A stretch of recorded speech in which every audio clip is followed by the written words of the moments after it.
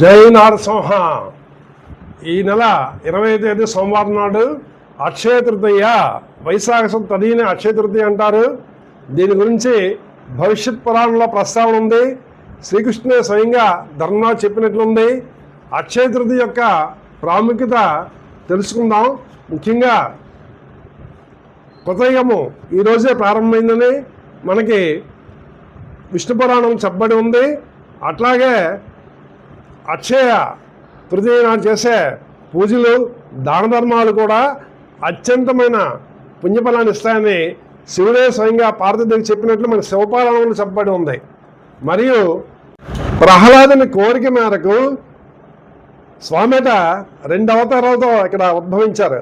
ఒకటి వరాహ అవతారము, అంతా తలంతా వరాహంగా ఉంటుంది, మొండెమంతా కూడా సింహరూపం ఉంటుంది. అందుకే వరాహ నరసింహస్వామి అంటారు.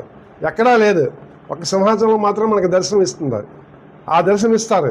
స్వామి ఈరోజు చంద్రమంతా వచ్చి స్వామికి నిజరూప దర్శనం మనకి కల్పిస్తారు. అక్కడ ఈ ఒక్కరోజు మాత్రమే స్వామి కనబడతారు. తర్వాత మళ్ళా తిరిగి చంద్రాన్ని పూజిస్తారు. దీవసనం ఏమిటి అంటే ముఖ్యంగా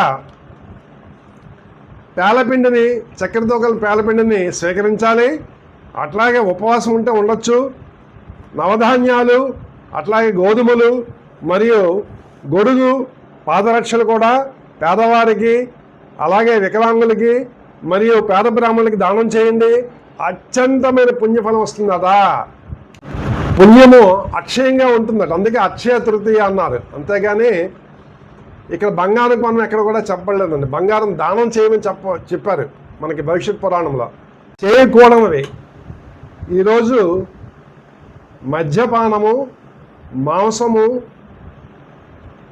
తినటము చేయకూడదు, మహాపాపంగా చెప్పబడి ఉంది. కాబట్టి ఈరోజు ఆ రెండింటిని విసర్జించండి. వీళ్ళని ముట్టుగా తప్పకుండా విసర్జించండి. అట్లాగే ఈరోజు స్వామిని దర్శనం చేసుకోండి. దగ్గరలో ఉన్న లక్ష్మీనారాయణలు కోవిలికి వెళ్ళండి. స్త్రీ సూక్త, పురుష సూక్త విధానాన్నితో అక్కడ అర్చన చేసుకోండి. అర్చస్వాములకి నేను చెప్పినట్లు దానం చేయండి. వీలుంటే ఉదక దానం చేయండి. అట్లాగే రాగి చెంబు కానీ మట్టి పాత్రతో కానీ పాలు, పెరుగు, అట్లాగే మజ్జిగ, చెరుక రసం వీటితో దానం చేస్తే ఇంకా అత్యుత్తమ ఫలితాలు వస్తాయని మనకు శాస్త్రాలు చెప్పబడుతున్నాయి. తప్పక ఆచరించండి.